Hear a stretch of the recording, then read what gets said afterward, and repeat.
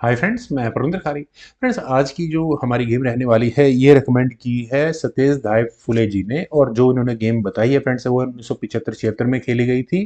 Complete destruction of castle. खेलने वाले खिलाड़ी है रेमंड नी वर्सेस उनके सामने है टोनी माइल्स। तो शुरू करते हैं यहाँ इस गेम को। कैसल स्ट्रक्चर को कैसे तबाह और बर्बाद किया जाता है यहाँ इस गेम से समझ आ सकता है, लेकिन हम इतने भाग्यशाली नहीं कि कोई हमारे सामने एग्जैक्टली वही पोजीशन लगाकर बैठे और हम इसे इंप्लीमेंट कर दे। तो नाइट F3 के साथ पहला मूव रेमंड ने खेला है। टोनी का रिप्लाई नाइट F6 का आया। C4 खेला गया। C5, night C3, night C6। Symmetrical English जैसा कुछ लग रहा है फिलहाल तो। E3, then E6, D4, D5, क्या कह सकता हूँ मैं। क्वींस गैम्बिट डिक्लाइन में गेम ट्रांसपोज होती जा रही है। C takes D5, knight takes D5, bishop E3, then c takes D4, e takes D4, bishop E7, और इसके बाद दोनों साइड्स का कैसल आ गया। परफेक्ट ओपनिंग दोनों खिलाड़ी की तरफ से। रुक गया E1 स्क्वायर पर, देन हुआ नाइट F6। क्या यहाँ ये पॉन लिया जा सकता है? बिल्कुल नहीं। बिशप की आप इस इंपॉर्टेंट चेक को नहीं नहीं नहीं लिया जा सकता है क्या? खैर, बिशप G5 यहाँ पर पहले वाइट ने किया, और पहले इसी नाइट को एलिमिनेट किया जाएगा, बाकी सब मेटल बाद में देखा जाएगा क्योंकि यहाँ आपको ये मूव नजर आ जाएगा। खैर, नाइट B4, बिशप को टारगेट किया गया। बिशप गया B1 स्क्वायर पर, और फ्रेंड्स यहाँ इस पॉइंट पर अगर ब्लैक थोड़ा भी समझ पाता कि आगे उसके साथ क्या होने वाला है तो वो यहाँ एच पॉन आगे पुश करता, 100% करता।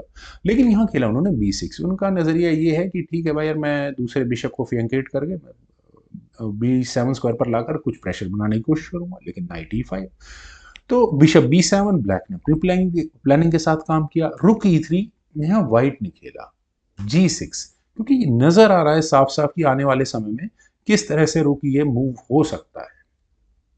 खैर, यहां खेला गया रुक G3। रुक को G3 स्क्वायर पर प्लेस करने के बाद रुक C8, कोई ऐसा खतरा नजर भी नहीं आ रहा है। बिशप गया H6 स्क्वायर पर, रुक पर अटैक। फ्रेंड्स, इस मूव से आगे तक का सारा सीक्वेंस फोर्स्ड है। आप माने या ना माने, यकीन करना थोड़ा मुश्किल है। रुक पर अटैक है, रुक को पहले हटाना पड़ेगा, हर कोई हटाएगा। लेकिन अब हुआ A3, और नाइट को हटा लो भाई आप। अब नाइट क्यों हटाना जरूरी है अभी समझ में आ जाएगा। देखिए, यहां भी ब्लैक इस गेम को संभाल सकता था अगर ये नाइट D5 स्क्वायर पर जाता, तो कोई ज्यादा प्रॉब्लम थी नहीं। लेकिन ये नाइट C6 स्क्वायर पर गया, और ऐसा करने के बाद प्रॉब्लम कहां आई? प्रॉब्लम आई इस E4 स्क्वायर पर। कैसे?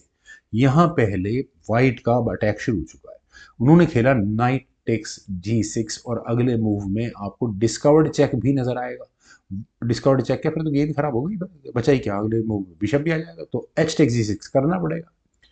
बिशप टेक्स G6 खेला गया, दूसरा पॉन गया, और फिर वही बात आती है कि अगले मूव में आप क्या कर रहे हो? अगले मूव में आप चेक दे रहे हो, डिस्कवर्ड चेक दोबारा से। फिर खेला गया एफ टेक्स G6, और इस बार अब यहाँ किया गया क्वीन B1, और डायरेक्टली यहाँ पॉन पर अटैक है। देखिए, 3 पॉन खतरे में आ चुके हैं, 2 पॉन जा चुके हैं, ये तीसरा अब चला जाएगा। बदले में व्हाइट ने यहाँ क्या क्या दिया है? एक राइट स्क्वायर बिशप दिया है, एक नाइट दिया है। तो व्हाइट के पास इनफ मटेरियल है थोड़ा बहुत वापस देने का, और वही यहाँ उन्होंने डिवाइड किया, वो डिसाइड किया। तो यहां इस पॉइंट पर देखिए, आपको अगर किसी तरह से इस E4 स्क्वायर को कवर, मतलब इस फायरिंग लाइन को रोकना है, तो नाइट को लाना पड़ेगा यहां इस E4 स्क्वायर पर। वो कैसे आएगा? वहां खेला गया नाइट E5, पहले एक नाइट सेक्रीफाइस दिया, थोड़ा बहुत मटेरियल वापस दे दिया। डी टेक C5 होने के बाद पहले नाइट पर अटैक बना, और आप अगर बिशप यहां लगाए, बिशप यहां लगाते हैं, तो नाइट जंप करके बाकी तबाही मचाने आ जाएगा। तो ब्लैक ने कहा अगर नाइट बचा भी लो और रास्ता भी रोक लो। लेकिन नाइट टेक C5, 2 नाइट, मतलब बिशप और नाइट के बदले में 2 नाइट यहाँ ले चुका है यहाँ पर व्हाइट वापस, और 2 पॉइंट्स एक्स्ट्रा आ ही चुके हैं, और खतरा भी टला नहीं। लेकिन अब गेम हो चुकी है शुरू।